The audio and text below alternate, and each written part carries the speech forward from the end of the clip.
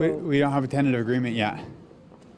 What's it going to take to get one? We've got to keep making progress at the table. We made some progress today, and we felt like it was appropriate to bring in our delegates. The truth of the matter, though, is that we were still at City Hall talking to the mayor as late as about 4 in the afternoon, maybe 3:30, something like that. About 4. So and that was productive and respectful. But then we had to come back and tell members gather members from all over the city. So some of the things that we've talked about there are, haven't had a chance to even write it up yet. So we have to do that. People have to read that. Based on how it goes tomorrow, if there's a tentative agreement, we would bring people in to vote that tomorrow afternoon, but we'd have to have a tentative agreement for that. As you know, the mayor used 2 occasions to be arguably more emphatic than ever about her point that this is historic, this is the best we can do, this is something you need to take to get the schools open again. At the last news conference is 45 minutes before your delegates meeting. What do you say to that? I would say that there's a lot has been achieved in these negotiations. And I know that there's been some pain out there in the city that no one wants a teacher's strike, least of all teachers. We have been missing our students. We have been not being paid, obviously.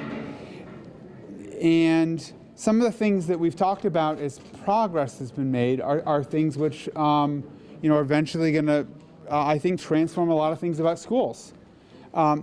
We've also been pretty clear, though, that we are looking for agreements that address a wide range of issues.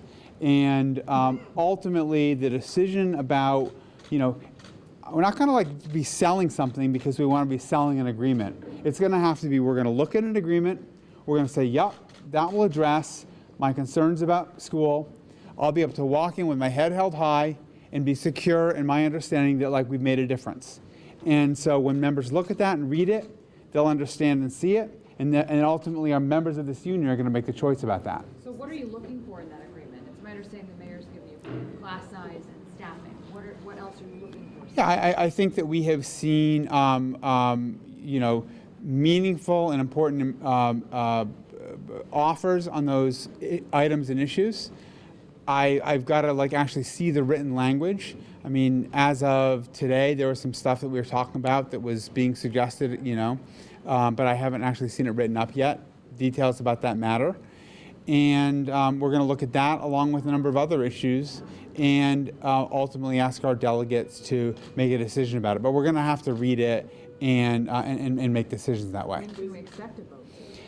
Like I said, if we can achieve a tentative agreement tomorrow morning, we would bring in our delegates to vote that in the afternoon. And is that possible? Do you see that happening? Yeah, it's possible.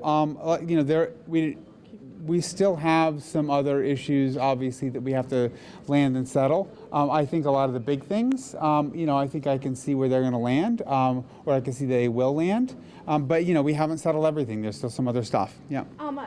Could it be that your delegates go and talk to people and they come back and say people are happy with what we have and that message would help you guys settle? Yeah, potentially. I think that's a really important point, actually, is that what people are going to be, we're going to be pushing out information as soon as we have it tomorrow, and people are going to be reading that and talking to their coworkers about it.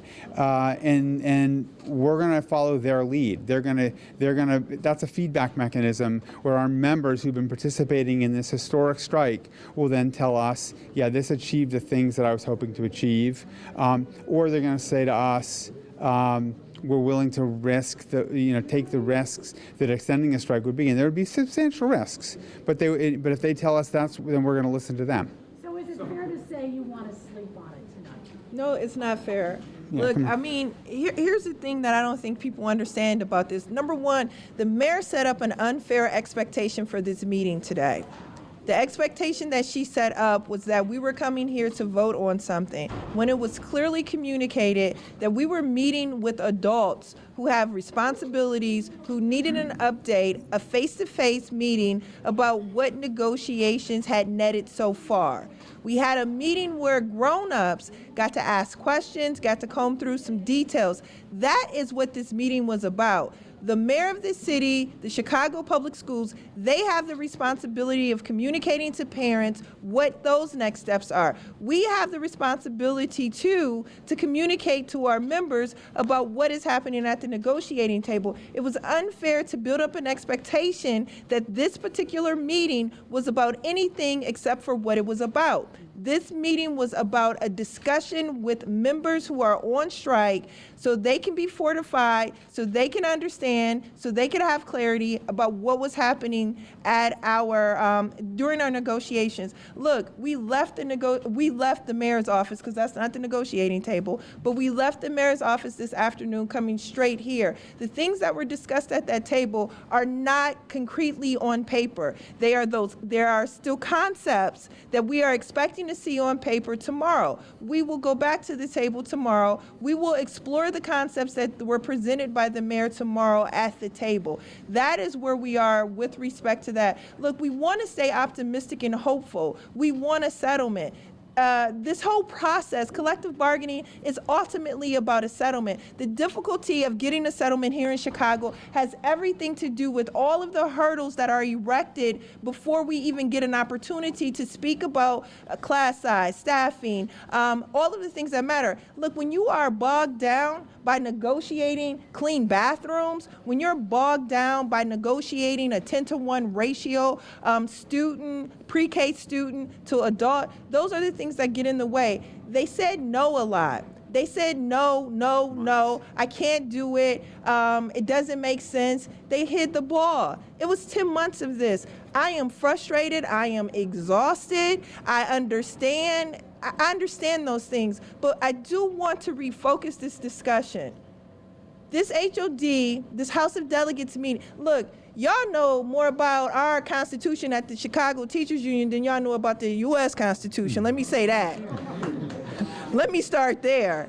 But let me also say very clearly that that was an unfair expectation established to try and put pressure on people who have been working towards an end. I'm so very proud of our members for putting forth the effort to not just make their bottom line better, but to make our school communities better. This fight has been about schools Chicago students deserve. Listen, social workers, nurses, counselors, right? One of the big things that happened yesterday was that it was widely publicized that there is almost a $100 million transfer of resources from the city budget to the school budget. Now, let me say that again. We are in a situation where the city budget has transferred, the mayor has transferred almost $100 million of liabilities from the city to the school budget, while we are begging for a counselor or a restorative justice coordinator instead of a cop. We are paying Chicago Public Schools, the students in our city are shouldering debt, $33 million worth of debt, for having a cop in their school.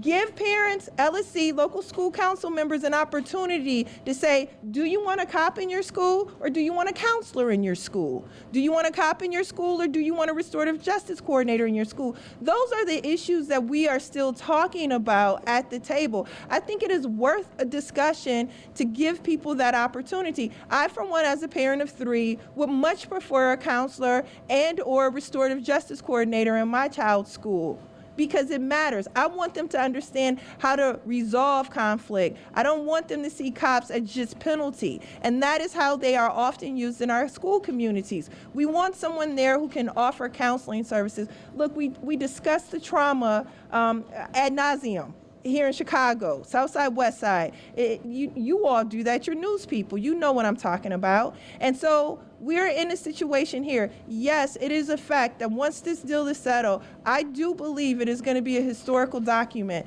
that will begin to provide stability for the schools. And because it is that important, because we are in the moment, let's get it right. You don't go on strike for these many days to come back and say, I wish I would have. Thank you all. I appreciate it.